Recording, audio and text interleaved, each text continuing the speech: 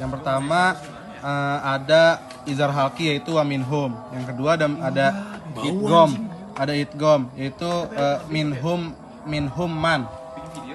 Yang selanjutnya ada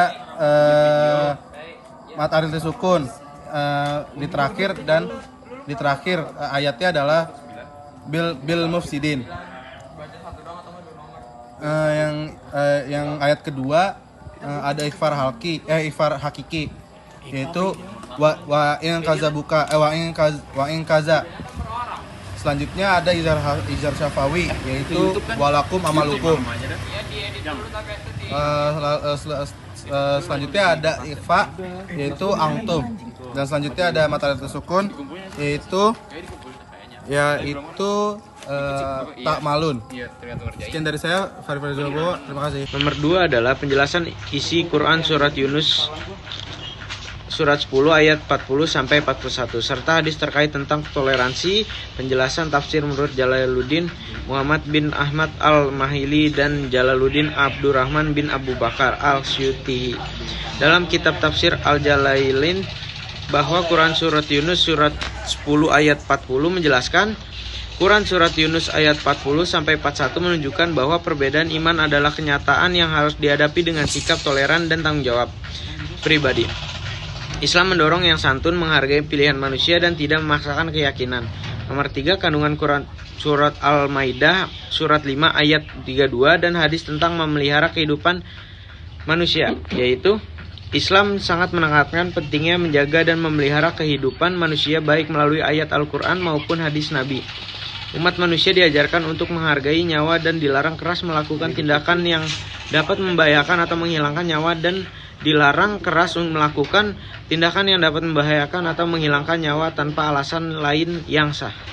Jadi isi kandungan Al-Ahzab ayat 35 itu adalah ampunan dari Allah bagi laki-laki dan perempuan yang beriman, taat, jujur, sabar, khusyuk, berpuasa, bersedekah, menjaga kehormatan, dan saling berzikir. Nah, menjaga kehormatan itu yaitu menjaga kehormatan diri dan martabat diri seperti yang dicontohkan Nabi Yusuf alaihissalam. Untuk nomor 5, menjaga muru'ah adalah menjaga kehormatan diri dari hal-hal yang buruk. Nah, contoh dalam kehidupan sehari-hari menjaga muru'ah itu adalah berpakaian sopan, tidak berkata kasar, tidak mencuri, menepati janji, dan sebagainya. Terima kasih. Untuk yang nomor 6, apa saja 3 tingkatan ikhlas? Yang pertama ada orang awam atau umum. Pada tingkatan ini, seseorang beribadah kepada Allah SWT tujuannya untuk menghitung dan mencari keuntungan dunia dan akhirat. Contohnya seperti seseorang yang beribadah atau yang memberi sedekah kepada fakir miskin atau anak yatim agar badannya sehat, hartanya banyak, dan mendapat bidadari di akhirat nanti. Yang kedua, ada orang khawas atau khusus. Pada tingkatan ini, seseorang tidak lagi mengharapkan keuntungan dunia, melainkan hanya mengharapkan keuntungan akhirat. Contohnya seperti pahala, surga, dan semua yang berhubungan dengan akhirat. Yang ketiga, ada orang khawasul khawas, orang excellent. Pada tingkatan ini, seseorang tidak lagi mengharapkan keuntungan dunia maupun akhirat, karena seseorang ini melakukan ibadah melainkan karena cinta dan rindu kepada Allah SWT. Yang nomor 7, apa saja jenis-jenis malu? Yang pertama, itu ada malu naluri atau gorizah. Sifat malu ini sudah diciptakan oleh Allah sejak kita lahir, sehingga menuntun kita untuk selalu berbuat kebaikan, menghindari keburukan, dan juga berbuat hal indah. Yang kedua, ada malu yang dicari, dilatih, atau disebut juga muktasab. Ada kalanya sifat malu ini bagian dari iman, seperti malu sebagai hamba di hadapan Allah pada hari kiamat, sehingga membuat kita untuk mempersiapkan bekal untuk menemuinya di hari kiamat nanti. Ada kalanya juga malu ini bagian dari ihsan karena termasuk dari takarub. Jadi malu atas pengawasan Allah, dalam pengawasan Allah. Tanya nomor 8 yaitu, menurut Abu Sulaiman Ad-Darani, zuhud adalah, sedangkan menurut Ragib Al-Isfahani menjelaskan bahwa zuhud adalah, jawabannya itu menurut Abu Sulaiman Ad-Darani, zuhud berarti meninggalkan sesuatu yang dapat menyibukkan diri kita sehingga melalaikan Allah Subhanahu wa taala.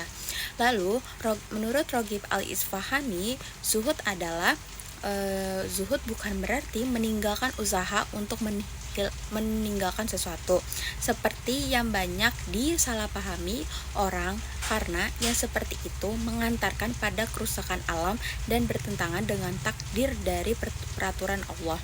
Lalu pertanyaan nomor 9 adalah jelaskan pengertian adab menggunakan media sosial dan sebutkan bagaimana cara menggunakan media sosial dengan sehat. Jawabannya yaitu suatu sikap dan perilaku yang harus dikedepankan ketika berinteraksi dengan orang lain ketika menggunakan media sosial. Lalu cara menggunakannya yaitu meneliti fakta yang diterima dan juga menjaga kebaikan. Sebutkan ada penggunaan media sosial dan penerapannya dalam kehidupan sehari-hari di masyarakat. Yang pertama, sopan dalam berkomunikasi. Yang kedua, tidak menyebar hoax. Yang ketiga, menghormati privasi orang lain. Nomor 11,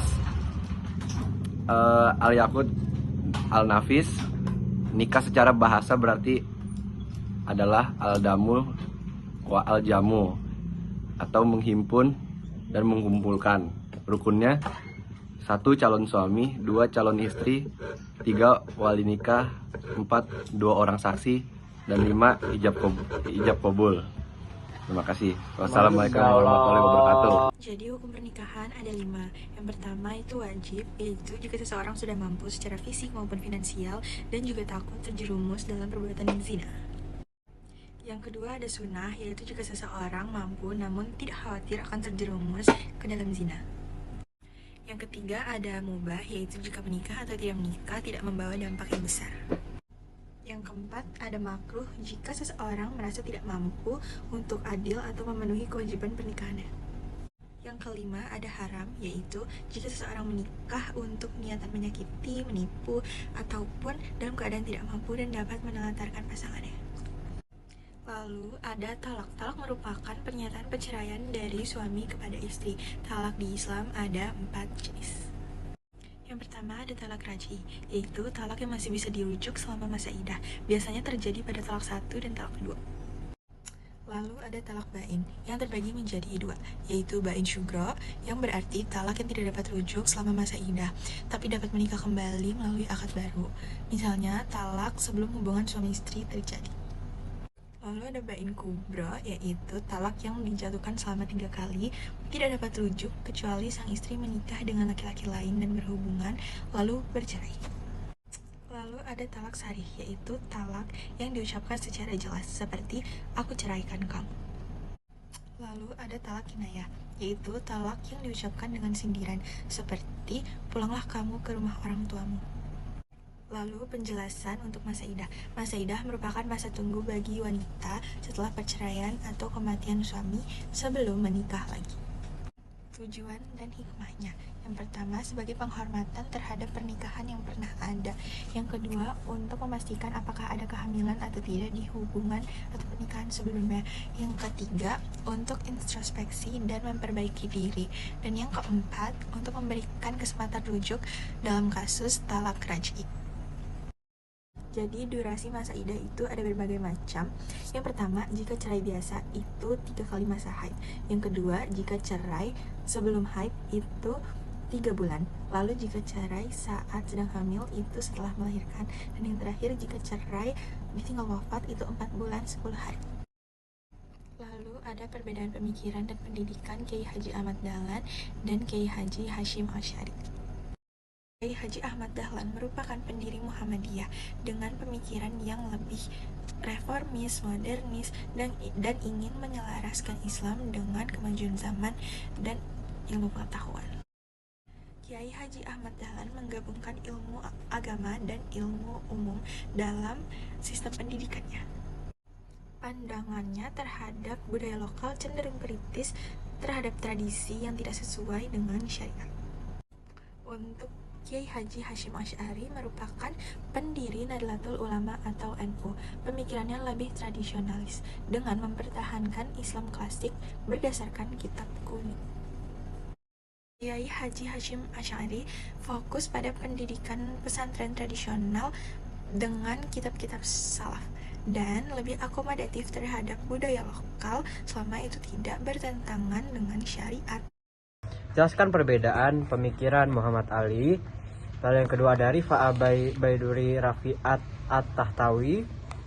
Nomor 3 ada Jamaluddin Al-Afghani. Yang keempat ada Muhammad Abdul. Untuk soalan nomor 15, jelaskan perbedaan pemikiran Rashid Ridho. Sultan Mahmud II, Muhammad Iqbal. Lalu jawabannya adalah untuk yang nomor 14, Ali Pasha, tokoh reformasi Turki Utsmani dan fokus ke modernisasi hukum. Lalu Rifa'ah At-Tahtawi mendorong pendidikan modern. Jamaluddin Al-Afghani serukan pemikiran rasional. Lalu untuk Muhammad Abduh mengusung rasionalisme Islam.